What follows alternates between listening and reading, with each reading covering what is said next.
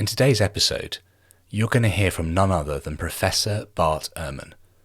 I've been wanting to have Bart on the podcast for such a long time, and it's been so good to finally get a date in with him to be able to go through his story and his journey into academics and out of Christianity, as well as talking about his academic and popular work, about his blog, and hearing his answers to some of my questions about the New Testament, Christianity, how things got started, and also a really interesting one on how we use the Greek New Testament and manuscripts today in the translations of the Bible that we have in our homes and churches.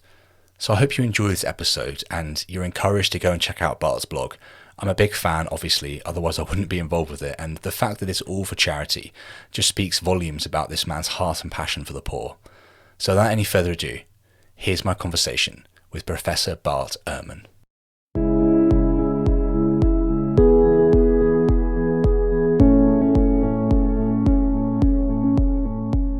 Welcome to When Belief Dies, a podcast honestly reflecting on faith, religion, and life. This podcast is all about listening. We want people to share their reasons for faith or their reasons for non-belief so that we can better understand what has or has not convinced somebody of the claims that different religions profess. This is a journey, it's not a destination, and I'm really excited to have you listening with us each week as we delve into different viewpoints from different parts of the world to try and uncover the truth. Enjoy the episode.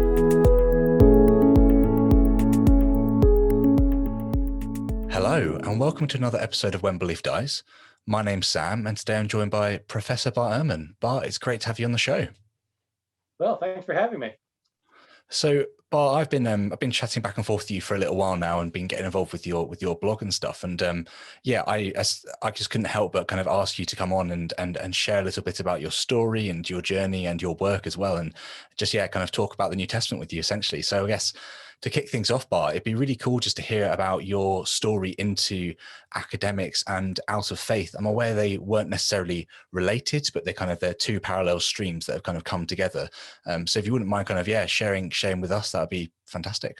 Yeah, no, I'd say they actually are closely related because when I was in school, nobody thought I'd become a scholar. I mean, it's like, I was reasonably smart, but it's like this was not my thing.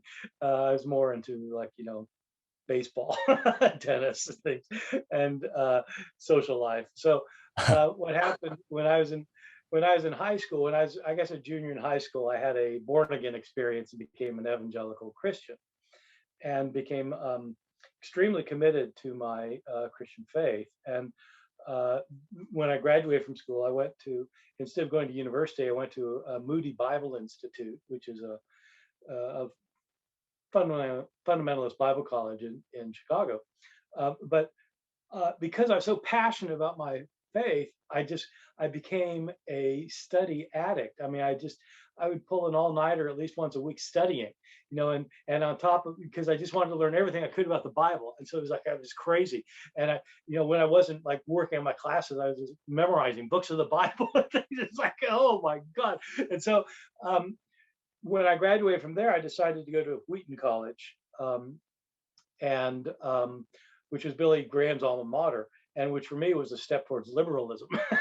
And so, but while I was there, I took Greek, and I realized I was good in Greek, and I was getting good grades and everything because I was studying so hard the whole time. And I decided to go into a career of academia. But the kind of irony was I wanted to become a scholar of the New Testament. I was especially interested in the Greek manuscripts of the New Testament and trying to figure out what the original New Testament said, given the fact that we had all these manuscripts that had differences in them, and you have to be a pretty good expert in languages to be able to pull that off. And so I decided to go to Princeton Theological Seminary to study with the world's expert on this, a man named Bruce Metzger. And the irony of it is that in my course of my research, I started realizing that my fundamentalist views about the Bible were simply not true, and that the Bible was not an inerrant word of God, and that there were mistakes, and there are all kinds of mistakes. I mean, there are contradictions and discrepancies, but there are also there are grammatical mistakes and there are historical mistakes and geographical mistakes. And I just realized they're mistakes, and so I ended up changing my religious points of view and became a liberal Christian for a number of years, and went on and did a PhD there with Metzger, and started teaching at Rutgers University. And so in many ways, the faith journey was very much like it wasn't just a parallel line; they were actually closely interrelated. And eventually, I left the faith altogether, probably 25 years ago. But that wasn't because of my more than that, maybe, yes, well, 25 years is it wasn't because of my biblical scholarship so much as because of the problem I was having with trying to understand how God could be in control of this world, given how much suffering there is, and it just, I mean, it just didn't make sense to me anymore. So I left the faith for those reasons, not because of my academic study. Yeah, that's super helpful. It's a very similar story to me in regards to the why you left the faith. The kind of the PhD element isn't very similar to mine, but yeah, I think a big element for me for stepping away from Christianity was around this idea that the God that I was taught, the all-loving, all-powerful God that knew me by name and cared intimately about me, didn't add up essentially to the pain and suffering that we witness today, and also historic, like the evolutionary story and accounts of the world. It's very tricky. But I mean, you then went and wrote obviously many books, but one of your books, God's Problem, is almost like exploring the different sorts of theodicies and ways that people try and reconcile God with suffering, how those things didn't quite add up for you, which I thought was a really good and interesting book. And I wonder if you can kind of share with us a little bit about that. But Yeah, no, I'd be happy to. Because it's not that it wasn't a revelation to me that there's suffering in the world. I knew that, and I tried to explain it, and I had explanations that were satisfying to me at the time. Um, I mention that because I always have Christians tell me, "Well, don't you understand? It's because," and they they tell me, as if for like I never knew that there's like anybody ever thought of something called free will, or that that I didn't realize that whatever. I mean, and so the whole journey for me in terms of the suffering problem, and that it eventually led to me leaving the faith, started when I was teaching at Rutgers University in New Jersey. I think I just finished my PhD, or maybe, yeah, I just finished my PhD. And I was asked to teach a course in the department called The Problem of Suffering in the Biblical Traditions. And so the idea of the class was that I would look at different ways different biblical authors dealt with this problem about why people suffer, especially the people of God suffer, if God has promised to help them and guide them and protect them, and and it doesn't seem to be happening. And so the authors of the Bible have to explain why. And I jumped on the course because I had thought for a long time that virtually every author of the Bible is really concerned with this particular issue that you're calling theodicy, the question of how there can be a just God if there's such suffering in the world. And it's in modern day, since the Enlightenment, it's been premised on three statements, all of which on the surface Christians would say are true, but when you put the three together, they don't work. And the three are two of them, and you actually just said all three of them. God is all powerful, so he can do anything he wants, anything. God is all loving, and so he really wants the best for people, and there is suffering. And so, if God wanted to get rid of suffering, he surely could. I mean, he doesn't need to make it so that there are volcanoes, or tsunamis. I mean, he doesn't have to be that way. And if he loves people, I mean, surely he doesn't want them to be drowned or to be, immersed in lava or something. But he doesn't. And so the issue then in the modern philosophical discourse since the Enlightenment has been, well, how do you explain all three? And you have to work it out. The biblical authors didn't have our Enlightenment understandings of logic and this kind, but they basically solved this problem, and they actually said it sometimes in a similar way. And so the idea for this class was we were going to look at, what does the book of Proverbs say about suffering? What does the book of Job say about suffering? What does the book of Ecclesiastes? What does Jesus say? What does the book of Revelation? And the whole idea of this course was that they're all saying different things, and that what the book of Daniel says is really very different from what the book of Joel says. In fact, it's a contradiction. And what and what Jesus says is not at all what the Psalms say. And so I was doing this with this class and trying to get them to see that there was these different. I was still a Christian. I mean, I thought, you got to wrestle with it. You can't take it seriously. And it wasn't funny, but the strange thing was, this is Rutgers in the 1980s. This would have been before your time. In the mid 80s, the other reason people went to school was so they could get a job and make a big salary. And so these are like middle class kids from New Jersey who were not interested in this kind of philosophical thing, and they didn't see what the problem of suffering was. What's the problem? And so it was during a time of one of these Ethiopian famines that ended up killing 2 million people or so. 2 million people starving to death. And the only way I could get them to see there's a problem here is I would bring in the front page of the New York Times that would have a picture of an Ethiopian woman who was starving to death with a child at her breast who wasn't getting any nourishment, wasn't getting any milk, who was starving to death. And I pointed this picture to the students. I'd say, look, this is a problem. If you believe in God, this is a problem. And they finally kind of got it. So that got me going. And for years after that, I continued to struggle with it. I read what philosophers said, what theologians said, what biblical scholars said, what regular old folks say about the problem of suffering. I just got to a point where I said, I don't think there is a God who's in control. There's not. I mean, take a look. There's not. And it was probably about 25 years or so ago. Then I ended up leaving the faith. I think that really rhymes or chimes with the book of Ecclesiastes, where if you, I mean, it was actually one of your books that pointed out to me. I think it might have been your Heaven and Hell book actually, but essentially it's this idea that God was almost added to the narrative later, and actually what we have to start off with is this almost not atheistic, but almost very kind of this is all there is, this life is all there is, and it's fleeting and Yeah, it's going to go. And actually yeah, kind of God then gets added into that. And I kind of almost wonder, and this is quite a philosophical question, but I kind of almost wonder whether we as humans have almost created a God to try and explain the problems we have, but then as we begin adding these sorts of enlightenment tools to the mix, we then begin to question our answer to the original question, which is still the why is there suffering and pain, why is this going on? yeah, yeah. I mean, the issue of what starts religion is a really, really complicated one, and so I'm not gonna solve that one here. And in universities, I suppose it's this way. It's probably this way in Britain if they, but we'll have my department of religious studies. We'll have an introduction to religion class, and the students spend the semester trying to figure out what religion means. It turns out it's not easy, let alone where did it come from. And so, but on kind of the most basic, simple level, I think that belief in superhuman beings is driven by both wonder and fear, and that people look around the world and they wonder how the hell that happened. Lightning just hit my house. We're used to cause and effect because as human beings, that's what we encounter in the natural world.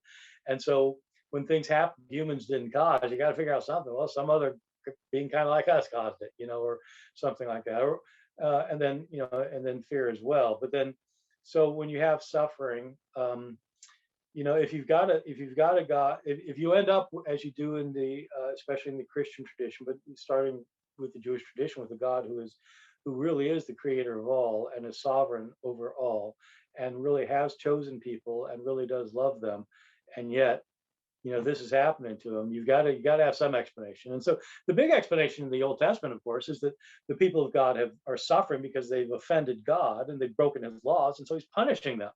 And so, which is that's still a very common view. I mean, it's kind of frighteningly simplistic and scarily applied. I mean, when I wrote this book, How Jesus Became God, when I wrote this book on God's problem, about the problem of suffering, I did a book tour around the country and talking to places and on radio shows and stuff.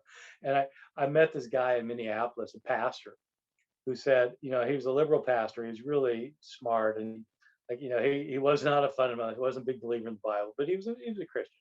And he said, he had been a couple weeks before this, he'd been visiting a parishioner whose 16-year-old daughter had died in a car accident. And he's, there's nothing you can say. I mean, there's not, you can just be there and help somebody and let them try and articulate their feelings. But this parishioner, this woman, said that she knew why her daughter had died. And he said, "Oh, really? Why?" She said, "Well, I promised God I would stop smoking, and I didn't do it. So he's punishing me. This guy says, "Oh, what do you even say to this?" I mean, it's like, are you crazy? Of course, that's not why. There's not a why here. And so, but people want a why, and so they settle for it. Yeah, we do want whys, don't we? We're definitely why-seeking creatures, that's for sure. We Um, are. I think this kind of leads us quite nicely into talking about the New Testament and people's derived kind of desire for there to be whys that answer all our questions within the pages of the New Testament. I think quite often, especially the way that I was raised and the way that I kind of taught the Bible when I was a church pastor and stuff, is very much around this idea that the Bible holds answers to everything if you look and ask the right questions. And I obviously don't believe that necessarily anymore, but I think we definitely. I definitely, and this is something I'm reflecting on all the time, told people things that weren't true because I hoped they were true. I had hope that the Bible holds these answers, and therefore I can trust in the Bible for those reasons. And this kind of brings me into this other point, which is when people leave the faith, quite often they want to throw everything out. They want to say Jesus was a myth, in that he never existed, it's all pretend, we just need to kind of walk away from that. And then I kind of find that also very problematic, because I think there's a lot of good historical evidence that this person of Jesus was real. And I kind of wanted to ask you, because often people might read your work or try and engage with you because they almost want you to kind of deconstruct their idea of Christ and deconstruct their idea of Yeah. Jesus, but you actually write quite vehemently about the historical Jesus being an actual person, and that we can trust the text at least that far. And I wonder if you can kind of like touch on that a little bit for us today, Bart. Yeah. No, this mythicist movement, the idea that Jesus is a myth. Um, it actually it's not a new thing. It started during the French Revolution, actually, but uh, every now and then there's people who say this. It's just now with the internet, people are saying, "Oh, really?" And it's a non-issue for scholars. It is not an issue for scholars. Period. But for experts, um, and it's it's a little bit worse, but it's comparable to what whenever my wife tells somebody that she's a Shakespeare scholar, the one thing they want to know is, did he really write the plays? And and she's like, I'm sorry, this is we don't even talk about this. This is not an issue in Shakespeare. It's not an issue, and they don't believe it because it's all they hear about on the internet, And so, but it's like that with the mythicists. I know personally know hundreds of biblical scholars. I know of thousands, and no, and so, yeah. But there are people who think that, and of course they do, because that's what people say. Jesus wasn't really a Jesus. He was actually a fiction come up because he was actually a sun god, or something, and he come up with something. And it's really not hard to explode all of that, even though there are a couple of smart people who say it, and so if you're smart and you say it, then people believe you. Um, I do deconstruct though what the Bible says about Jesus. So there's little. Look, I mean, I don't think there's for me, there is zero doubt that there was a man, Jesus. But the question is, what was he like? I mean, who was he? What did he do? What did he say? And you cannot just open the Gospel of John and say, oh, well, he said this. It's not that easy at all. We're talking about somebody who he's better attested than 99.999% of the world at the time, literally, far better attested than 99.999% of the world at the time. But the attestation is not the kind of thing that you have for the attestation of the existence of Barack Obama. And so, it's like we're talking about the ancient world here, and the sources are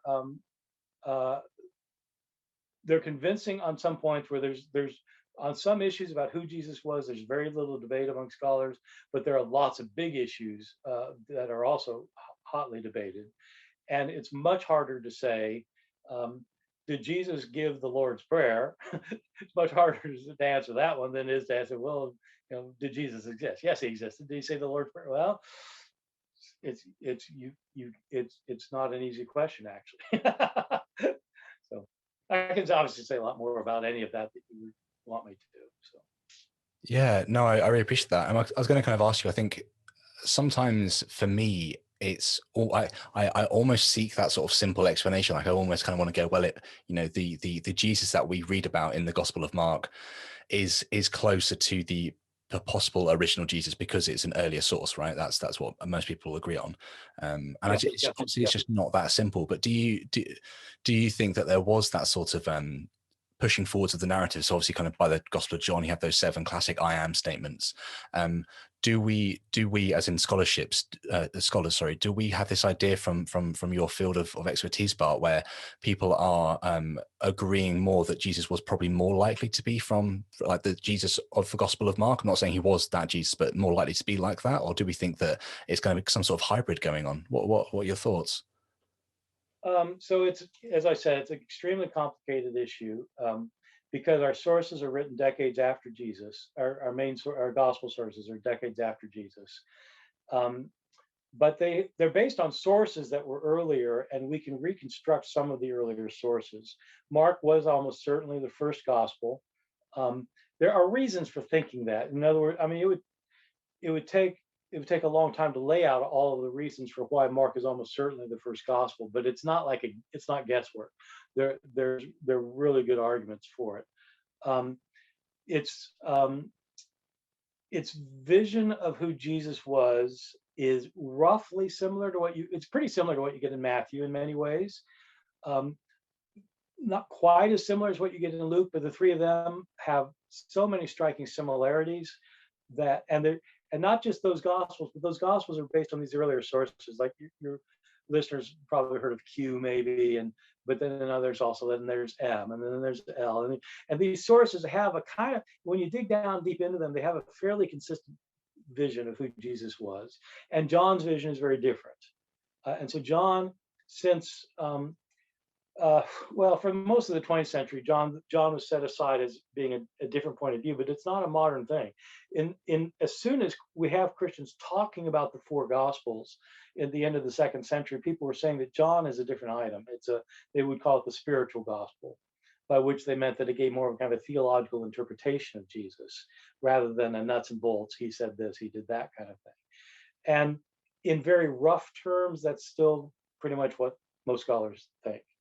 Um, but so scholars have a number of criteria that they use to figure out what Jesus really said and did, and they're comparable to what you'd use for anything. I mean, if you're trying to figure out if some, who done it in like you've got a criminal case and you're trying to figure out who did this person commit the crime or not, there's certain kinds of evidence that always come out. You want to know if there's anybody, you want to know if like anybody saw him do it, and if so, if there are lots of people who saw him do it, can you get independent people don't confer with each other and say, yeah, he did it, and what if you get testimony from somebody who actually wants the guy to be proven innocent, like his mother, and says things that prove him guilty? Well, if she's not saying it she's not saying it because she wants to. She's saying because, yeah, I can't, I got to say the truth. Yeah, he did do that. And so when you have a testimony like that, that's like different people all agree on things that are contrary to their interests. When in a court case, that's pretty good evidence. And so historians use that kind of evidence, not just for Jesus, but for Julius Caesar or for Charlemagne or whatever. I mean, this is just how historians do their work. And so they do this kind of work with Jesus using the sources that are available to us to come up with some kind of sensible picture. And it's just not the picture that most of us grew up with. From our evangelical background, uh, I at least did not think that Jesus was an apocalyptic preacher who thought that, within the lifetime of his disciples, all of history is going to come to a screeching halt. I just didn't think that. But that apparently is who he was. Um, I absolutely believe in deconstructing the image of Jesus, but I don't believe in dissolving it. I mean, I'd be happy to dissolve. There's nothing personally at stake here. I mean, if it came to kind of personal preferences, I mean, I could. I mean, yeah, it'd be great for me if I could show Jesus didn't exist. Great for me personally, but it's just like I can't. I mean, he did exist. So, I'd like to show Donald Trump didn't exist, but I mean, he does. Oh, I like that. And I think you also kind of see this within the epistles of Paul and some of the kind of the other letters that we have is this idea that Jesus is going to come back soon. Just keep being faithful to the message that I preached to you. And then you kind of see this, oh, he's not coming back in our lifetime. What does that mean? How do we carry on now? What does this mean for the next generation to pick this up and carry on? I kind of feel like this is almost what spurred people into writing the Gospels and these epistles to a certain point, where the epistles were also kind of just encouraging people, but especially the Gospels and maybe some of the later epistles, you kind of had this we need to keep this captured, like we need to get this down and make sure it's passed on and make sure there's some way that we can share this around, because we're not going to be here anymore to preach on this and to share this. Is that right? Is that a good way of looking at it? But it's hard to know what really motivated these people, because they didn't tell us. We don't even know what their names were, let alone what their motivations were. But it is interesting, when you set up the Gospels chronologically, not I mean, there are criteria for deciding which one was first, then was second, third, and there are criteria people have. But once you do it, like you've done that, and you set it up so that, for example, Mark is probably first, then probably Matthew, then probably Luke, then probably John, then say the Gospel of Thomas, which isn't in the New Testament. But you do that with respect to this question you're talking about, the end coming right away. And it's very interesting when you just look at them chronologically, because Mark, our earliest, Jesus is still saying, before this generation passes away, these things will take place. So some of you disciples won't die before you see it happen, which is what Paul was saying a few years earlier. Paul expected that he would be alive when it happened. And so you get that in the earliest gospel. When you get to Matthew, you still have that emphasis pretty much. By the time you get to Luke, a little bit later, Luke is kind of hedging his bets. And Luke isn't actually having Jesus say it's going to happen in your generation. Luke is saying it's going to happen in my generation.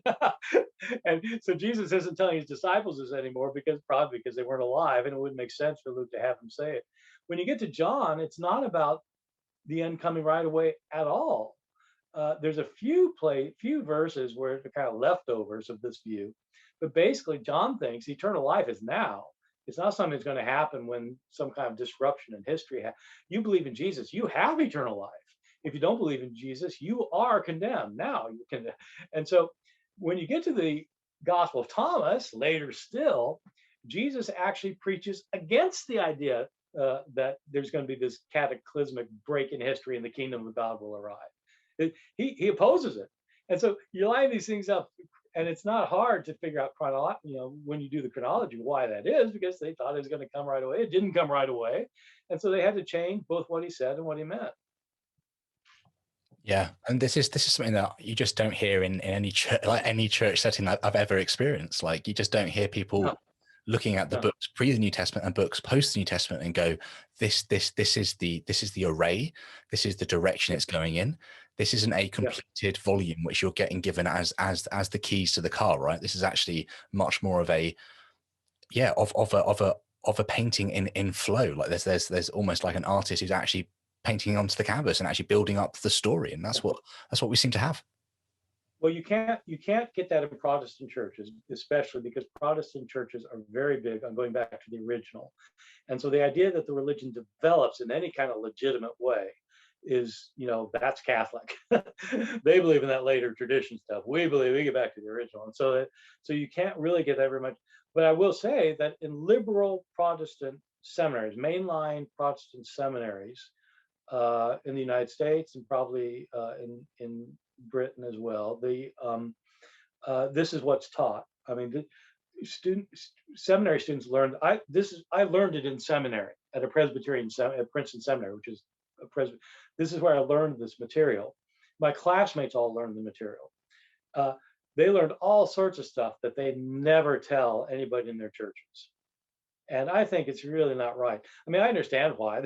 It's job security. They get fired if they really, but I mean, and I'm not saying, I don't think that I don't think a pastor has to preach this from the pulpit, that Jesus says is going to come in the lifetime of his disciples. He was wrong, you don't expect that from the pulpit. But they do have education classes, and you kind of wish that going to adult education classes in churches would get educated. Like they might learn something that these people learned in seminary instead of this kind of schlock that they learned because, everybody's afraid to say something.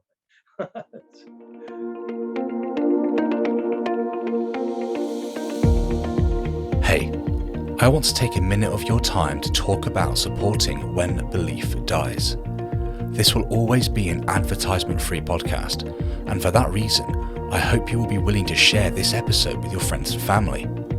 Subscribe to the podcast in your favourite podcast app and check us out over on YouTube. Finally, I want to ask you to consider supporting the show financially. You can support the show on Patreon with a monthly gift or a one-off donation via PayPal. Everything that you give goes directly towards running and improving the blog and podcast. Take a look in the description for all the links, and thank you for supporting the show. Right, let's get back to this week's episode.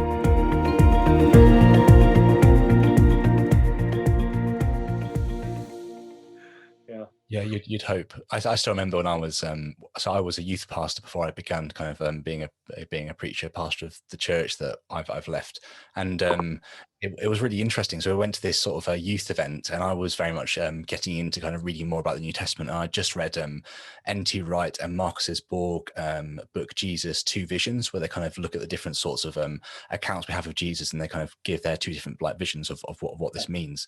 Basically, I kind of walked into the bookshop, as there are lots of these sorts of Christian camps for youth, and there were loads of N.T. Wright books, loads of like Andy Stanley books, and The Case for Christ by Lee Strobel, and all these sorts of books. And I was like, why do you not have anything where like an author, as you clearly like, and someone who's got a different viewpoint, just having a dialogue rather than just going straight for something else like a Dominic Crossan or something like that? Why don't you have something that's at least kind of showing them that there is other opinions? And they're like, we just don't want anybody to be led astray. We don't want to challenge anybody's belief because it's so rooted in, if you don't believe this specific thing, you're going to go to hell and you aren't going to be saved. You aren't going to be included. It's a very worrying situation. Well, it is, but it goes all the way back to early Christianity. That that I think people in our environment tend to think that religions are naturally exclusivistic. That like if you're one thing, you're not another thing. So if you're a Christian, you're not a Jew,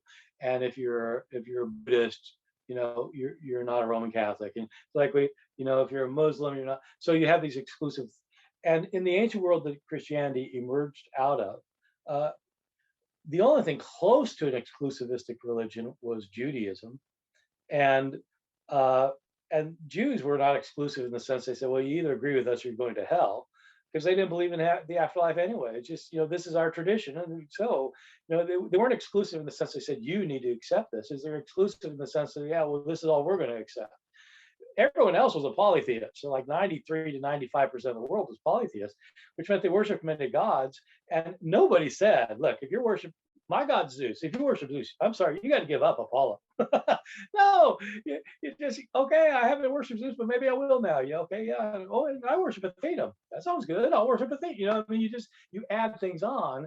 And Christians came along and said, no, there's only one God. And Christ is the way that you have access to that God. If you don't believe in Christ, you will be punished in this life and after death. And Christians come up with the idea of heaven and hell as a place where you're going to, those who believe in Christ will go to heaven, and those who don't will go to hell. And you had to believe the right things about Christ, right? You couldn't like be one of these heretics, who believes like a Gnostic or something, or whatever. And you've got to be you got to toe the line.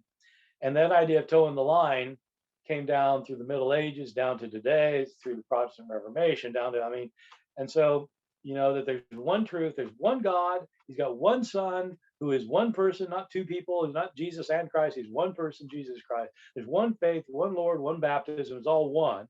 And so you got to believe the right one. And so, so that's why they don't promote like open minds. They promote the truth. Yeah. I think that fits really nicely into something that I was wanting to chat to you about as well, which is this idea of kind of creeds and how people use creeds to almost capture theology and their truth. And a lot of Christians, especially notice this probably in more of like American style preaching, people like Andy Stanley, kind of one of their big arguments for saying that Christ, really was God, who came and died and rose again. they point to things like 1 Corinthians 15:3-5, and they'll say things like, this is a creed that Paul has captured within his writing, and this shows that right from a couple of years after Jesus died, people were sharing these sorts of things and saying that God, this man Jesus was actually in fact God, and they were trying to work out what that meant for them. I would love to hear your thoughts on that, because I definitely see a lot of Christians holding on to things like that as the proof that it was right from the moment that they realized he'd risen from the dead, from going to his tomb, that they believed this. Yeah, yeah, But I kind of yeah. go on then, go for it. So, well, I'll say several things about it. I mean, uh, first of all, I agree that 1 Corinthians 15:3-5, which is it's the passage where Paul's reminding the Corinthians what he taught them. And what he reminds them, and he says that I taught you of first importance, that Christ died for our sins according to the scriptures, and he was buried. Christ was raised from the dead on the third day according to the scriptures, and he appeared to Cephas and to the 12. And so that's the thing. Scholars have long understood this to be a creed that Paul was quoting. It's not one of the reasons for thinking that is that the literary quality of it is unusual for Paul.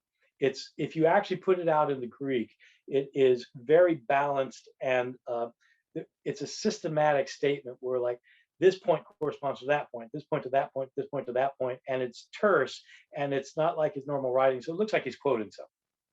That's right.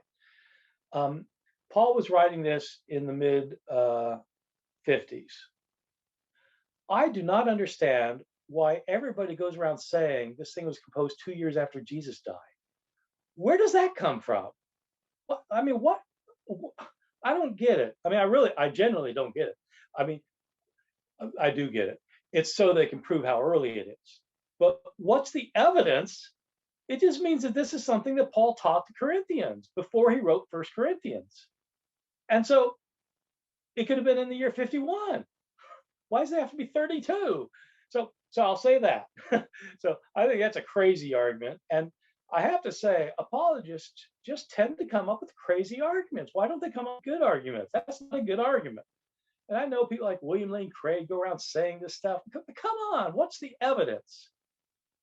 Maybe they've got the evidence and just don't tell me. I don't know. But so there's that. I will say two other things, though. First of all, that creed says nothing about Jesus being God. The creed is about Jesus dying and being raised from the dead in fulfillment of what the scriptures say. Second thing, I think that the earliest Christians did believe that.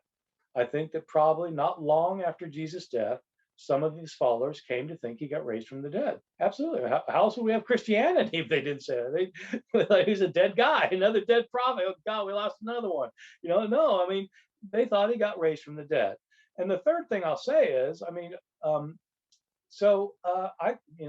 changed my mind about this in the last 10 years, but I think probably they did think he was divine in some sense. When he got raised from the dead, for the early Christians, that meant he was taken up to heaven. The early Christians did not have the view of the Gospels that Jesus hung around for 40 days or whatever and was like eating fish with his disciples and things. They thought that the reason the tomb was empty is because God had taken Christ out and taken him up to heaven. This idea that a human being could be taken to heaven is widespread. I mean, there's not a lot of instances of it, but you get it in Greek myths, you get it in Roman myths, you get it in people living in the time of Jesus versus people who are really Julius Caesar was taken up. And what happens to people who are taken up, whether it's the legendary Romulus or the historical Julius Caesar, or if it's Enoch or Elijah, or in all cultures, Greek, Roman, and Jewish, in that part of the world, they all thought that if somebody was taken up to heaven, they were made into a divine being of some kind, which meant that unlike the rest of us, they're not going to die. They're going to live forever. Why? Because God likes them, or the gods like them. Zeus likes this person, or whatever. And so when the Christians said that Jesus got taken up, I mean, their only conclusion from it had to be he's been made a divine being. That's a far cry from the Nicene Creed. That is not that Christ always existed as one substance with the Father by whom all things were made. that's a whole later thing. And 1 Corinthians 15 has nothing to do with that, other than the fact that it's the beginning of it. But so yeah, I don't know if that speaks to what you were asking Yeah, about. yeah. No, that's really helpful. I've always found it to be a very challenging thing to understand because, as you said, it doesn't make sense that it happened just a couple of years after Jesus died and supposedly rose from the dead. It's just I'll strange. tell you why I think people say that, and I think it's because they don't understand what a term means. I might be wrong about this, but scholars call that a pre-Pauline fragment. Uh, they call it pre-Pauline because it existed before Paul wrote it in this letter. That's what they mean by pre-Pauline. But I think people who aren't trained in this field see pre-Pauline and they assume that means previous to Paul converting to believe in Jesus. That's not what the word means. But I just realized this a few years ago. That must be what they're thinking. Because somebody said to me, "But it's pre-Pauline." Well, that just means it's written before Paul wrote this letter. No, no, it means before Paul was a Christian. Why not say it's pre-Pauline means it was before Paul was born? This thing about Christ showed up in 3 BCE. Well, that doesn't make any sense. Either does your argument. That's amazing. Yeah, no, I think you're absolutely right. I think that's the only way that it makes sense, right? Is this idea that Saul became Paul shortly after Jesus died, after the stoning of Stephen and on the road to Damascus, and they must think that it was written before that these people were sharing and distributing that. Pre-Pauline. Yeah. Scholars use that to mean something technical, and people don't understand what it means. Apparently, even Christian apologists who at least have been to college, they ought to know this. They took classes. Surely they took classes on something.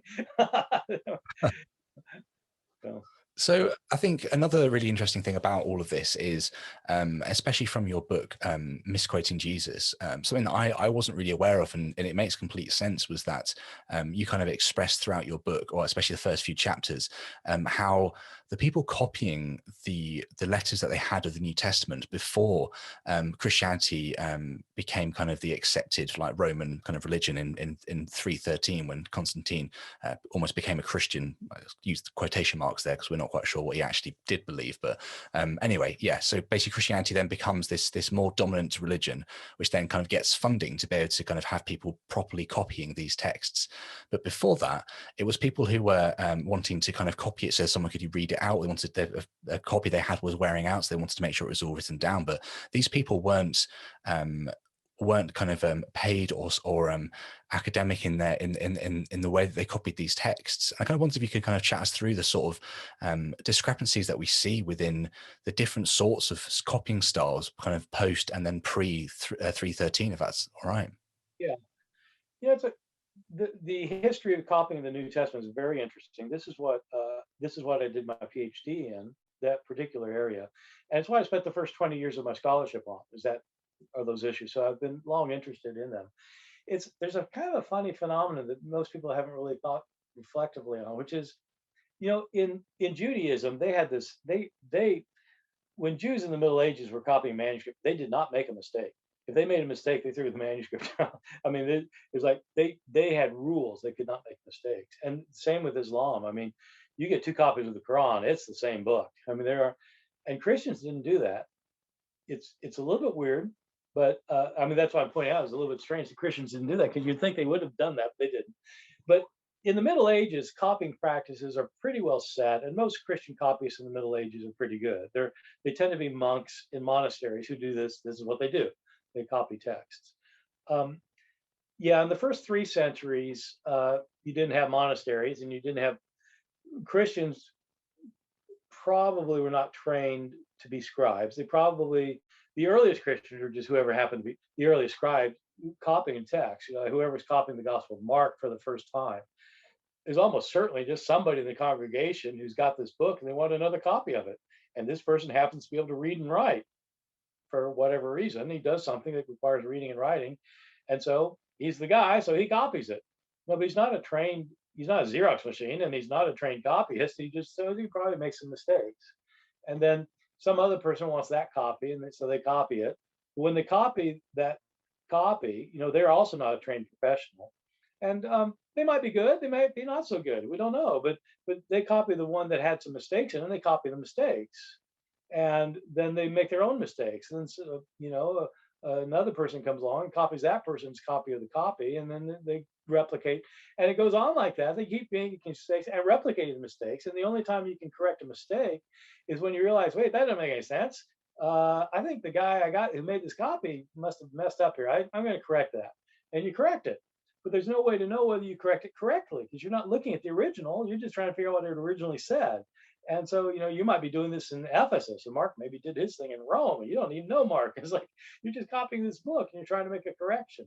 So, but now if you miscorrect a mistake, then you got the original text and you got the mistake, and now you got the mistaken correction of the mistake. Like it goes like that for a few centuries, uh, and so the reality is we don't have Mark's copy. We don't have a copy of any the original of any of the books of the New Testament. We almost certainly don't have any copies of the originals or copies of the copies of the originals.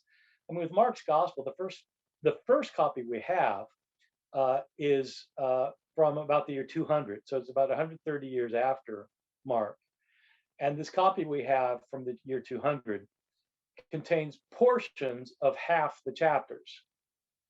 We don't have a complete copy of Mark until about the year 370, so about 300 years it was after it was made. So the big issue that scholars have had, and the reason I got into this in the first place, is the interesting question. We have lots of these later manuscripts. We got thousands of these later Greek manuscripts, over 5,600 complete or partial fragmentary manuscripts, but they all have differences in them.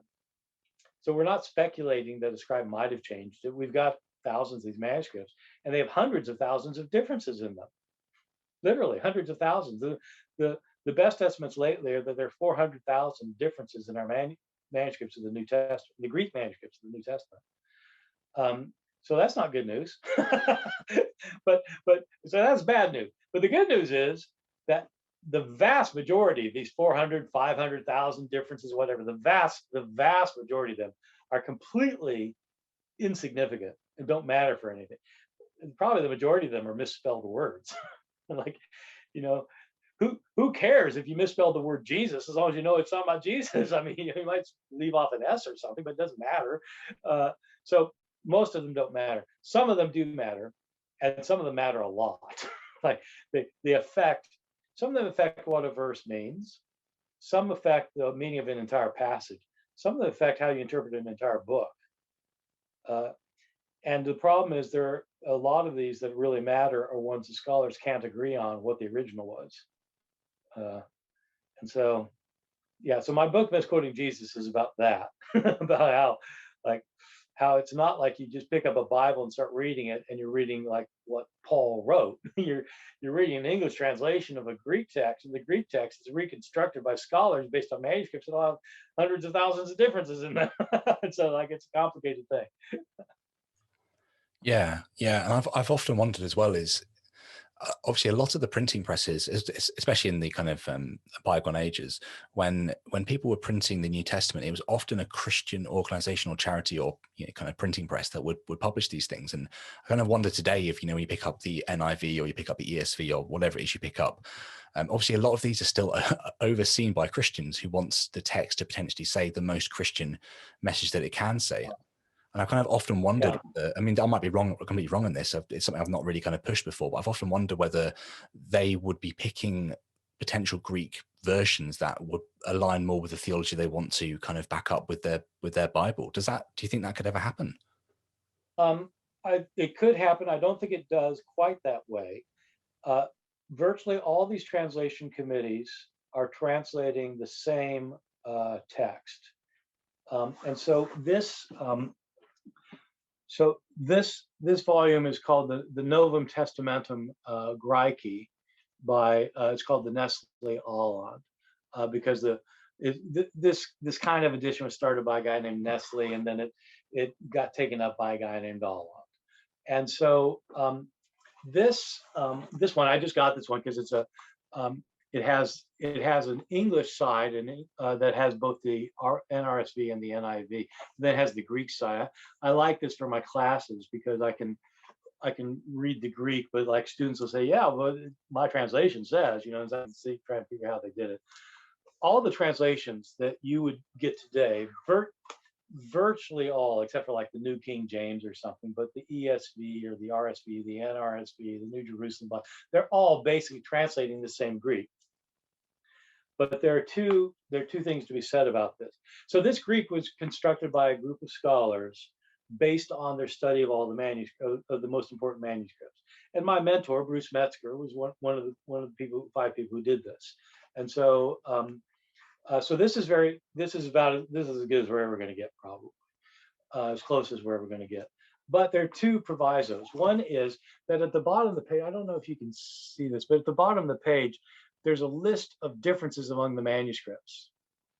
And this list is a really partial list. I mean, it is like a really partial list, but it tells you important differences among different manuscripts. And some translators will decide, actually, the thing in the apparatus is probably the original reading, and the one in the text is probably not the original reading. And that's a perfectly legitimate judgment, because you have to decide in places. And it is true that some people will decide in line with their personal beliefs sometimes. They won't say that, but it just kind of accidentally happened to be the reading that makes better sense for what they personally believe. The other thing, the more problematic thing though, is how you actually translate the Greek, because there are ways to translate the Greek so that it doesn't look like there's a problem, but it's not a good translation of the Greek. And you get this even in the best translations. Just as one example, one of the striking things in the Gospel of John is that there are various places where, like, there's an inconsistency of some kind.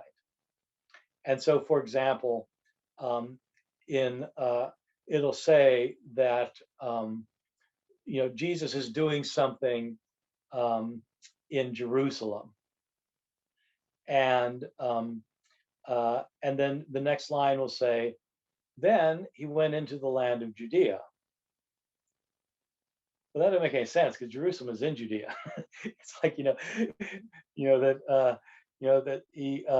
he was in Leeds and then he went into England. It's like, well, yeah, that doesn't make sense. And so what some translators, including the NRSV, do is they translate it to say, so he did this in Jerusalem, then he went into the countryside of Judea. Now it's not a problem, but it's not what the word means. It's kind of close to that. That is not what it means. And so translators can do that, and some translations are much worse at that than others. The New International Version is probably the best-selling translation, at least in America, probably in the world. The New International Version, and it's translated. My original Greek teacher was one of the original translators of it, so I appreciate it. I appreciate the committee. And a guy I co-wrote a book with is now like was the head of the revision committee. So I know these people, and so they're good people. They're good. These people are both excellent scholars, but they all have to be evangelicals who believe that the Bible is infallible. And there are places, especially in the Old Testament, where they just change things. I mean, it's like you shouldn't do that. Just let it say what it says. Yeah, that's fascinating. Thank you for that. I've always wondered that, and I've never known the answer. So that's really, really helpful. Yeah. Okay, really interesting. I'm kind of aware that I could ask you questions until the cows come home. But what I really wanted to touch on, kind of finally, Bart, really was talking about kind of your work and especially your blog, and how useful I found it. So I mean, I've been doing a few kind of audio recordings of your blog posts for your kind of gold subscribers to your podcast and to your blog, sorry. And I found it a really valuable resource for learning more about this stuff, because I mean I've got a degree in biblical studies and theology, but I'm learning so much every day from just kind of logging on and reading things myself. And I just wondered if you can kind of give us an insight into your blog, and also into kind of how you work and what your current projects are and what your kind of hopes are for the next year or so, if that's okay. Yeah. So, you mean with respect to the blog or otherwise in terms of my prospects and hopes? Yeah, yeah, Just whatever you general. want to talk about. Well, let me talk about the blog for a few minutes. So somebody a long time ago suggested I do a blog back in the early, like 2010 or something. I said, no, I don't want to do a blog. That's too much work. Why would I do that? The guy said, you can charge for it. I said, I got plenty of money. I'm fine. I don't want to charge for it. He said, you can give the money away. Oh, huh. Now that's an interesting idea. So I thought about it. God, it's so much work. I don't, no, I can't. I finally, 2 years later, I decided, okay, I'm going to do that. I'm going to start a blog and see if we can raise any money for charity. So in 2012, in April 2012, we started it. I got a guy who could do blog construction, could do the technology, and he would do the technology, and I would write the posts. Um, so that was April. So yeah, so that's almost 9 years ago now. I have posted ever since then. I post 5 or 6 times a week, every week, and I don't believe I've ever missed a week since April 2012.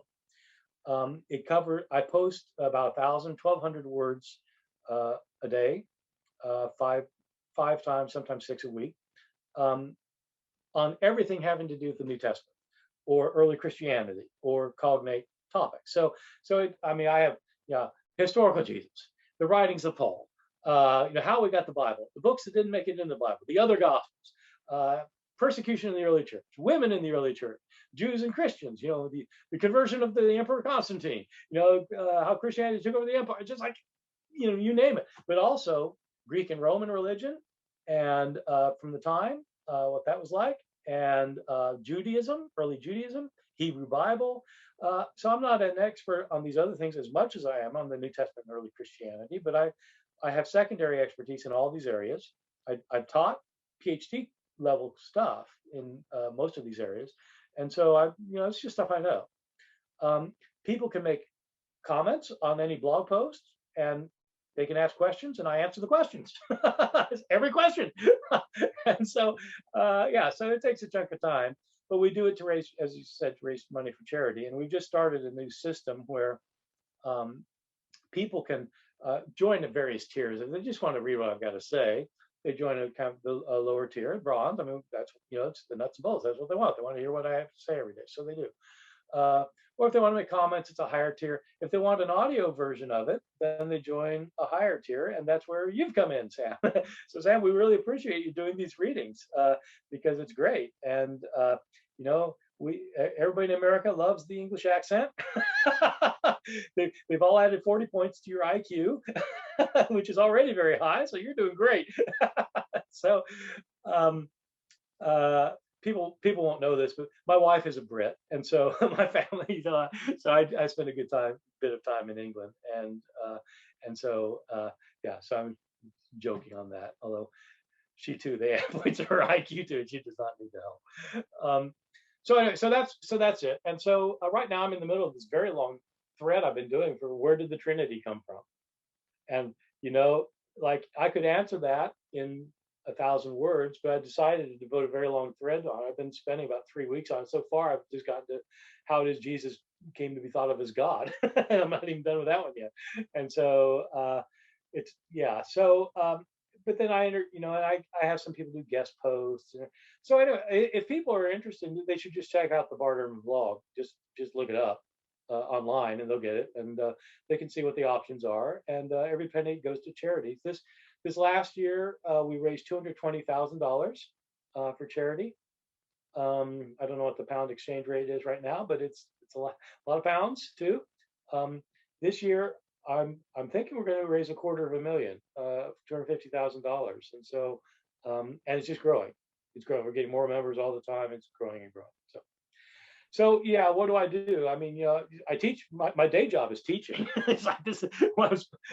So I just I taught a class today, and so I teach at UNC Chapel Hill. So in addition to those two things, I do my research, and that takes a huge amount of my time. I've just published a book on heaven and hell a few months ago on where the ideas of heaven and hell came from, and the argument of that book. This would be the kind of book listeners would be interested in probably, is that I argue in the book that heaven and hell, the idea that you die and your soul goes to one place or the other to be rewarded or punished, is found nowhere in the Old Testament, and it's not what Jesus taught. So where'd it come from? That's the issue of that book. So I've just finished doing a scholarly book that is related in many ways. The scholarly book is about trips that they're journeys to the realms of the dead by living people. So this is a scholarly book, and so that phenomenon is called catabasis. Catabasis means going down, and so like you have a Greek person who goes down to Hades to see what it's like. And so I'm interested in the Christian materials from the second, third, and fifth up to the 5th or 6th centuries, where you have a guided tour of heaven and hell, one of which was influential on Dante later, the Apocalypse of Paul. So I deal with those Christian materials in relationship to Greek, Roman, and Jewish predecessors. So that's the kind of thing I'm doing. My next book, I'm just finishing that up now. My next book is going to be for a general audience. It's going to be about the Book of Revelation and how people misinterpret the Book of Revelation and have no clue what it's talking about, especially the people who write books about it. They generally have no clue. And so it's going to be contrasting what scholars know about the Book of Revelation with what you find in the popular press. It started out being a book about how people think that it's predicting what's going to happen in the near future. And I'm going to show that actually that's not what it's about at all, even though everybody reads it that way. And that actually historically, that's not how the book was read. People would be surprised. People think, well, it's always been read that way. No, it hasn't. So yeah, so that's the next. So the thing is, I've always got books going, and I try to write books for a popular audience, and I try to write books for scholars, and so I kind of alternate. But the scholar ones take a lot more time. Yeah, it's definitely a massive skill set to be able to do all that. That's for sure. I was going to kind of ask you. So obviously, someone kind of hears this podcast, hears about you, thinks I want to get involved. Obviously, there's the blog, which is a very accessible, good way to kind of engage with your work. But if you were to recommend a book for them to kind of start on their kind of Ehrman journey, what would be the book you'd want people to turn to first? It really, my books, the books for popular audience have been geared toward they're all on different topics. And so my suggestion usually is to pick the topic you're most interested in. My best-selling book is the one you mentioned, Misquoting Jesus. For some reason, when they published it in England, they called it Whose Word Is It? I have no idea why they called it that, but so you can find it probably in England or that, or you can probably find it or Misquoting Jesus, because that's the one that sold. But it's the same book, just a different cover, different title on it. If people are interested in this question, like where heaven and hell came from, that's my most recent book. It's just called Heaven and Hell: A History of the Afterlife. If they're interested in what the Bible says about suffering and why suffering is a problem for Christian faith, it'd be the one we talked about, God's Problem. But I have books on my other most recent popular level book was on how Christianity took over the Roman world, which is a pretty big thing, because if it hadn't, we'd still be worshiping Zeus. And so the entire history of civilization would have been different. We wouldn't have had the kind of art and music and philosophy and literature that we've had. I mean, it would be huge.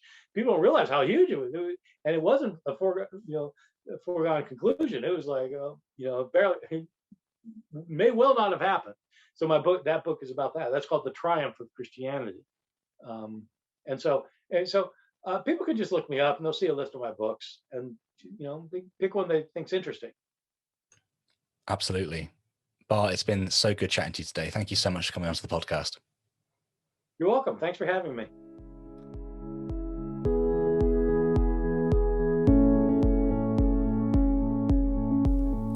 I hope you enjoyed this week's episode. To leave any comments or thoughts, you can head over to YouTube. And to follow us on social media or to see where else we are online, hit the link in the description.